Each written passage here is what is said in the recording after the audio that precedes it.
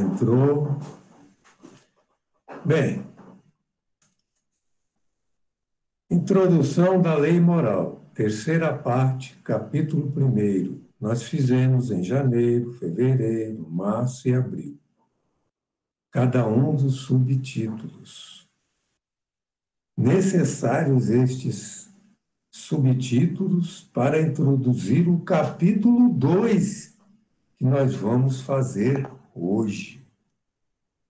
Então, prestem atenção. É tão importante esse capítulo que teve aquela introdução nova. É também, dentro da lei de adoração, esta sequência de subtítulos. Só que hoje nós vamos fazer todos eles. São 24 questões. E estão direcionadas para aprendermos a amar a Deus. Não é o primeiro mandamento? Primeiro mandamento. Nós sabemos amar a Deus? Estamos aprendendo ainda, né? Será?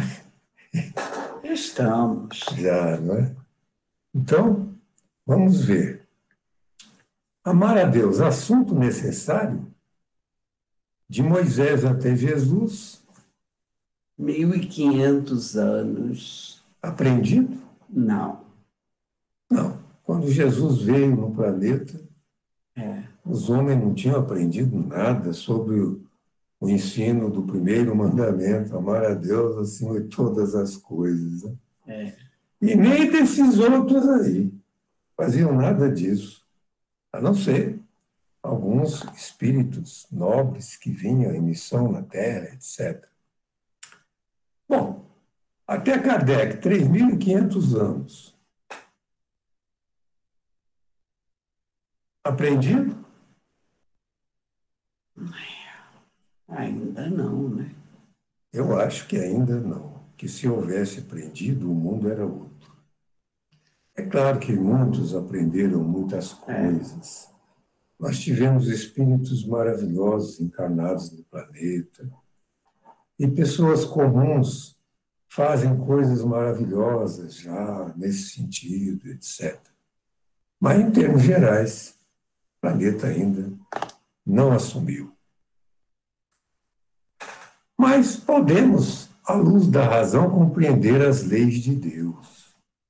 Se estudarmos estas leis que estão no Livro dos Espíritos. Leis para todas as situações ou condições da vida são sinônimos. E, finalmente, com o Livro dos Espíritos, à luz da razão, podemos ter noções muito boas de como amar a Deus. Esse é o assunto da nossa noite. Então, aqueles 6 subtítulos, nós vamos entrar no primeiro, que é o objetivo da adoração. Isso é um esboço das perguntas. Eu adotei esse sistema porque, se nós entrarmos na leitura das perguntas e das respostas, que são essenciais e maravilhosas, insubstituíveis, nós não vamos ter tempo para fazer a abordagem desta primeiro, do capítulo 1º, que é da lei da adoração. Então, nós vamos conversar, nós dois aqui, sobre o esboço das questões. É claro, tudo incompleto, não é? Mas vocês podem muito bem ir no Livro dos Espíritos, que está na internet, ninguém precisa nem comprar, e fazer a complementação, a completude dos estudos. Então, eu pergunto para Eli, em que consiste a adoração? É sentimento inato? Existiu em todos os povos? Está na lei natural? Sim, está na lei natural. A lei de adoração é uma lei natural. Ela é inata. Por quê? Porque Deus, ao nos criar, já colocou em nossa consciência este princípio, este sentimento de adoração por Ele, para nos guiar até Ele. É através desse sentimento que nós vamos em direção a Deus. Ele nos atrai através de coisa que ele implantou na nossa consciência. Por isso que todos os povos, em todas as épocas, tinham esse sentimento de adoração, embora fosse bárbaro e desse nomes diferentes às coisas. Deus tomou nome de Tupã, de Jeová, de Alá, assim, né? Exatamente. De diversas maneiras. Em diversos povos, com diversas culturas, em diversos tempos, a começar dos primórdios da civilização, como ensina André Luiz, lá no Evolução em Dois Mundos, lá nos capítulos finais. Pois bem, então a adoração está na lei natural. É na lei natural. Muito bem, meus irmãos, muito bem. Está dentro de nós, da nossa consciência. Ninguém está isento. Podemos abafá-la, mas ela existe viva em nossa Ou podemos disfarçá-la. Muito bem. Vamos usar uns slides da Rose, maravilhosos, queridos slides. Elevação do pensamento a Deus. Adoração, então, é isso. Muito bem. É elevar o pensamento a Deus. Isso é que é adoração. Não é? Resulta de um sentimento inato. Nasce com a alma quando é criada por Deus. Acima de tudo, há um ente supremo. É essa noção que nos liga a Deus, né? Existe entre todos os povos. Muito bem. Vamos agora ao segundo subtítulo. Adoração exterior. Ela é necessária? É útil? É a preferida por Deus? É com você. Ela é necessária num aspecto, o de que serve de exemplo para outras pessoas. Mas ela não é a mais importante. A mais importante é a que fazemos dentro de nós, nosso coração. E é a preferida por Deus? Não, a preferida por Deus é a que sai do coração. Seja exterior ou interior. Tanto faz nesse sentido. Não é? O que vale é a intenção, é o sentimento. É o sentimento. Meus irmãos, o tema é desenvolvido pelos espíritos lá nas respostas, né, maravilhosamente. Mas a essência é essa. Então vamos caminhar. A prática religiosa sem crer na religião. Primeiro, por respeito à crença alheia. Algumas pessoas vão na prática religiosa por causa da crença dos outros. Ou, segundo, por interesse ou ambição. Está cheio de gente querendo ter coisas, obter facilidades, favores, etc. Ou muita coisa, ambição de riquezas, poder, etc. É útil? Na verdade, dizem os espíritos que ela, por respeito, tem algum valor, porque a pessoa poderia estar dizendo mal, menosprezando a religião, mas certamente por respeito, vamos dizer, sua família, seus pais. Então, ele comparece, ele pratica aquela religião, mesmo sem estar interessado nisso, no assunto. Mas, em todo aspecto, o que vale é o sentimento, é o que sai do coração, do pensamento da criatura. Então, se é por ambição, não é útil, não tem interesse, não chegará a Deus. Não chegará a Deus, tá? É como esses que oram aí por interesse, que fazem adoração exterior, etc. Eles estão perdidos dentro deles mesmos, porque não estão criando dentro de si a força do progresso e a busca do bem, não é? O que devemos preferir, a adoração individual ou a coletiva? Bom, a adoração individual ela é sempre importantíssima, porque é a criatura no seu interior buscando Deus. Agora, quando se busca Deus em conjunto, como a união de pensamentos faz a força, torna mais poderosa aquela oração, é importante também, é muito importante essa adoração coletiva. A união faz a força, né? Disse Allan Kardec em várias obras, e realmente é poderosa a coletânea de energias da união de pensamentos e de sentimentos, né? Kardec incentivou isso, e nós até aplicamos muito nos estudos da desobsessão coletiva, né? Aprendemos isso nas obras espíritas, com Emmanuel, com André Luiz, com Chico Xavier, etc. Cada um pode adorar a Deus pensando nele. Não precisa estar reunidos. Pode estar isolados, sim. Vamos aos slides da Rose. Adoração verdadeira é a do coração, feita com sinceridade, fazendo o bem e evitando o mal.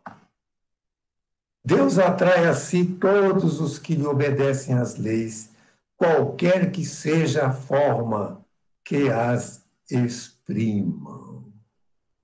É maravilhoso, meus irmãos. Temos que olhar a religião de todos, né, com esse respeito profundo. Muito bem, agora o subtítulo 3, Vida Contemplativa. Ela tem algum mérito? A vida contemplativa gira em torno da questão, essa pergunta gira em torno da questão, o bem e o mal. Bom, essa pessoa que vive uma vida contemplativa, ela vive para si mesma, ela vive uma vida egoísta. Isso não há de agradar a Deus, porque além dela não fazer o bem, ela pode até ter deixado de fazer o mal, porque está numa vida solitária, mas ela também não fez o bem. Então, não pode agradar a Deus quem vive sem buscar fazer o bem. Vamos continuar. Deus quer que o homem pense nele, mas não quer que só nele pense. Está escrito lá na resposta dos Espíritos, nas entrelinhas lá. Interessante que, quando a gente vê essas respostas, a gente dá a sensação que Deus é uma pessoa, né? Mas não quer. O que sabemos nós de Deus? Mas não tem outro jeito de expressar, né? Deus não é uma pessoa. Nós apenas podemos compreendê-lo pelas suas leis. Ao slide da Rose, vida contemplativa. Tem mérito os que não fazem o mal e só pensam em Deus? Não. Porque não fazem o bem. É simples e direto. Vivem uma vida pessoal e inútil à humanidade. Deus lhes pedirá contas do bem que não fizeram. Olha aí a questão de Deus pedindo, né? Deus não pede como pessoa, tá? Mas é o jeito de se expressar, não é? Vamos agora ao subtítulo 4, a prece. É o subtítulo, digamos assim, mais popular da questão da adoração a Deus. É onde todo mundo se envolve na adoração a Deus. A prece é um ato de adoração, escreveram os espíritos. Então, questões tais quais: quando agrada a Deus? Por que nos aproxima de Deus?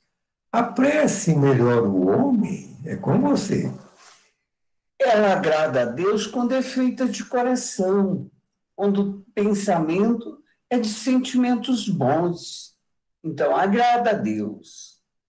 E nos aproxima dele, sim, porque quando nós oramos, nós buscamos a Deus, nós externamos sentimentos bons. É impossível você pensar em Deus, querer se aproximar dele, externando pensamentos ruins, não é?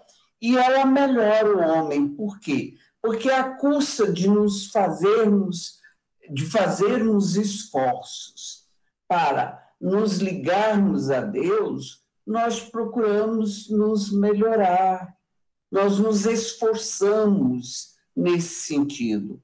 Então, nós melhoraremos, nós nos tornaremos melhores. E atraímos boas companhias do mundo espiritual, que nos ajudam, impulsionam o nosso progresso. Sem dúvida. Interessante essa questão de aproximar de Deus. Não nos aproximamos fisicamente de Deus através da oração, porque Deus está dentro de nós. Deus não ocupa espaço, não está num local definido aí no mundo, não está lá no céu, como pensam alguns lá longe. Deus está dentro de tudo e de todos, não é? Mas nos aproxima porque, pela nossa vibração, nós entramos em sintonia com a presença de Deus dentro de nós, não é? É uma forma de expressar a ideia. Basta orar para ser perdoado? Tem gente que faz isso, né? Pede perdão através de oração, comete imprudências e até crimes, e com a oração quer o perdão. As preces por nós mesmos mudam ou desviam as nossas provas, nossas lutas, nossas dores. Não basta orar para ser perdoado. É preciso que nos modifiquemos, que busquemos reparar o que fizemos de errado, que busquemos crescer no sentido de fazer o certo, o bem. E com relação a desviar as nossas provas, não. Deus não muda nada por conta da nossa oração. Ele não vai derrogar as suas leis. Existem as leis. Dentro delas nós estamos inseridos e a nossa vida é dirigida por essas leis. Talvez nós podemos orar com muito sentimento, mas nós precisamos daquelas provas até o fim da vida. Então, Deus não vai tirar, não. Mas os bons espíritos podem se aproximar e nos fazer com que nos sintamos melhores, aliviados pela oração. Quem é que, diante de uma luta, né, de uma prova difícil, não aprecia uma mão amiga, um socorro fraterno, não é? Um pensamento que alivia, um fluido que penetra, etc. Uhum. A prece não esconde as faltas, escreveram os espíritos. O perdão de suas faltas só se obtém mudando de proceder. As boas ações são a melhor prece. E as boas ações são outro ato de adoração. Então, a prece é um ato de adoração, escreveram os espíritos. Mas também boas ações são também atos de adoração a Deus. Não é só orando, é também agindo. Muito bem, meus irmãos. Muito bem. É útil orar por outrem? É útil orar pelos mortos? É proibido orar pelos mortos? É permitido orar aos espíritos? Bom, começamos pelas duas últimas. Claro que é permitido. Não é porque não conste que a gente tenha que orar pelos mortos nos livros que não tenhamos. Por quê? Porque ao orarmos por eles, eles sentem os nossos sentimentos, as nossas vibrações, e vão se sentir melhor de pensar que tem alguém que lhe quer bem, que ora por ele, não é? Assim é útil orar pelos outros, por todos, mortos, vivos, é sempre útil orar por eles, porque nós estaremos enviando boas energias que vão auxiliá-los a se desvencilhar, às vezes, das energias ruins que os estão maltratando. E atraindo bons espíritos. E atraindo os bons espíritos. O caminho é como Deus nos auxilia, meus irmãos, e nos atende, através dos bons espíritos. A oração é essa porta aberta para o bem, para o amor, para a solidariedade. Não tem contraindicação. Vamos aos slides da Rose.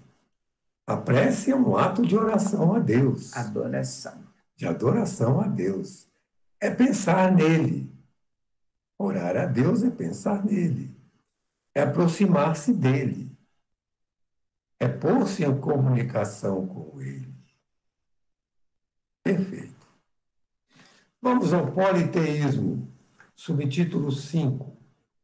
Por que é tão antigo se é falso? Só existe um Deus, então o politeísmo é falso. Os fenômenos espíritas contribuíram para o politeísmo? Os fenômenos espíritas aconteceram em todos os tempos. O espiritismo existe há pouco tempo, desde 1857, quando foi lançado o Livro dos Espíritos. Mas os fenômenos espíritas acontecem em todos os tempos. Os espíritos se manifestaram lá atrás, todo mundo sabe disso. A própria igreja está cheia de fatos espíritas desde o seu princípio. O cristianismo, com Jesus, está cheio de fenômenos espíritas e depois, antes do Cristo também, no Velho Testamento. Então, será que esses fenômenos espíritas contribuíram para o politeísmo? Bom, ele é tão antigo porque sempre os homens procuraram a Deus, que está inserido na sua consciência. Como ele não tinha como externar esse sentimento, ele procurava nas coisas que pareciam a ele maiores do que ele. Então, os nossos índios adoravam a lua, adoravam o sol, né? Então tinha o rei sol, ou o deus sol, né? Por todo lado. Os romanos tinham muitos deuses, deus da agricultura, deus disso, deus daquilo. E até hoje no catolicismo, o que nós vemos? São Francisco deram o nome de santo. São Francisco, São José, São João, que são apenas irmãos nossos. Espírito. Mas são o título de santo deu a eles um aspecto de deuses. E as pessoas fazem orações a eles, se dirigem a eles, pedem a eles, não é? Então, e os fenômenos espíritas contribuíram também para isto. Eles achavam aquilo maravilhoso. Era uma coisa que eles não podiam fazer. Então só podiam ser deuses. Super-homens, que depois, quando desencarnados ou como apareciam, né, materializados. E de deuses passaram para santos. Incapaz de conceber um ser imaterial sem forma determinada, atuando sobre a matéria, o homem conferiu-lhe atributos da natureza corpórea. Então, criaram muitos deuses. Então, criaram o politeísmo. E aí, os slides da Rose sobre o politeísmo, lembrando o egípcio antigo, tudo que o homem não compreendia era obra de potências sobrenaturais, os deuses, com a cara até de animais, etc., porque eram poderosos, etc. Cada um com as suas tarefas no mundo espiritual. A concepção de um Deus único surgiu com o progresso intelectual das ideias. Bem, vamos ao último subtítulo, que é os sacrifícios que os homens fazem, a humanidade faz em todos os tempos, sacrifícios para agradar a Deus, para homenagear Deus, inclusive sacrifícios humanos. Qual a sua origem? Eram por crueldade? São agradáveis a Deus? Na verdade, não era por crueldade. É porque, compreendendo que aqueles deuses eram superiores a ele, eles pensavam que poderiam agradá-lo com um presente. Então, eles buscavam, à medida que esse Deus era muito importante, eles precisavam de um presente também de grande importância. Então, às vezes, tirar a vida de um animal, ou até tirar a vida de um ser humano, era dar muita importância, muito valor àquele Deus. Então, eles faziam por essa ignorância. Não era propriamente crueldade. E nunca foi agradável a Deus, propriamente dito, esse Deus supremo que nós estamos falando dele. Nunca poderia ser. Nunca poderia ser agradável. Mas é aquela história, pensavam que o valor do sacrifício era proporcional à importância da vítima. Escreveram os espíritos. E as guerras santas, eram santas mesmo? Nossa Senhora, claro que não. Dos maiores horrores que a humanidade já vivenciou, né? Seus condutores são impelidos pelos maus espíritos e desobedecem à vontade de Deus. Não só as cruzadas, próximos ao ano 1100 até o ano 1300 da nossa era, como também a jihad islâmica dos árabes contra os judeus, que são considerados guerra santa, dos cristãos contra os muçulmanos. Tudo isso é um grande erro, não agrada absolutamente a Deus. Guerra santa nenhuma, contra uma religião contra outra, jamais isso agradou, ou seja, coisa de Deus. Não é santa nada. Oferendas. Qual prefere Deus? Frutos da terra ou animais? O que prefere Deus? Amparo aos pobres ou cerimônias? Na verdade, dessas oferendas, o que importa para Deus é a intenção, é o sentimento. Não é o fruto, não é o animal, né? Mas a intenção da pessoa, que ela vai com tanto amor colocar ali aquela fruta, né, acreditando na importância daquilo, mas com tanto amor que aquele sentimento dela tem valor. Sim. Inclusive os animais. Inclusive os animais frutas, têm valor, mas não é o que mais agrada a Deus. É evidente. A esse Deus que nós estamos falando, o único, eterno, está a resposta aqui. Ele prefere o amparo aos pobres do que cerimônias. Os espíritos, como criticaram as cerimônias, mas não condenaram as cerimônias. Por quê? Por causa do que leva, do sentimento. Que a pessoa que vai lá com o sentimento de agradar a Deus, Deus considera o sentimento da pessoa. Um negócio complexo, meus irmãos, e muito interessante. A intenção é tudo. O fato nada vale. E a prova disso, meus irmãos, nós vemos aqui. A intenção é tudo, meus irmãos. Nós temos aí diante de um fato de sacrifício. Essa pobre mulher tem se entregando a um sacrifício para agradar a Deus. Imagine. O sacrifício é inútil, mas o sentimento dela é apreciado. É isso que nós temos que respeitar em todo ato para agradar a Deus de todas as religiões. Apesar de entendermos com a lição dos Espíritos que, como o homem foi levado a crer que o sacrifício pudesse agradar a Deus? É um erro. Então, a resposta: incompreensão de Deus como sendo a fonte de bondade.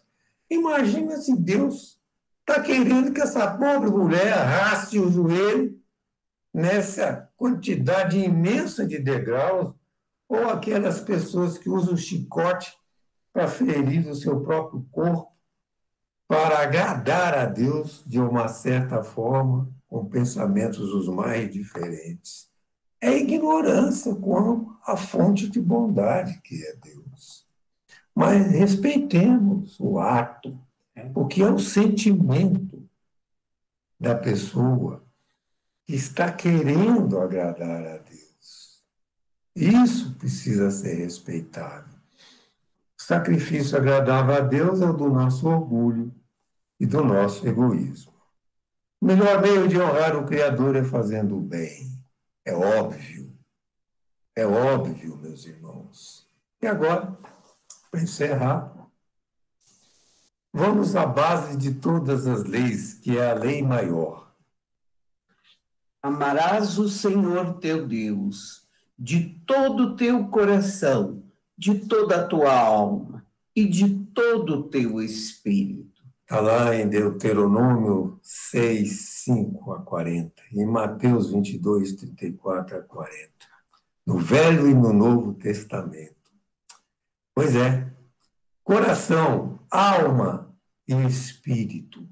O que significam isso, meus irmãos? Coração, sentimentos. Alma, forças morais. Forças morais. Espírito, inteligência. E agora vamos ver.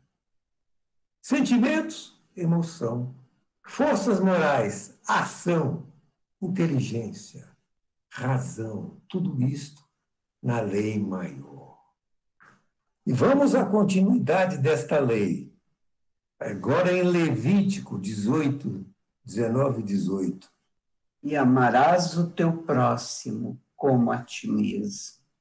Meus irmãos, colocar a emoção, a ação e a razão nesta condição de servir a Deus, amando o nosso próximo. Não é? Nós não podemos encontrar Deus diretamente, não é? Mas podemos, através do próximo, chegar a Deus sempre.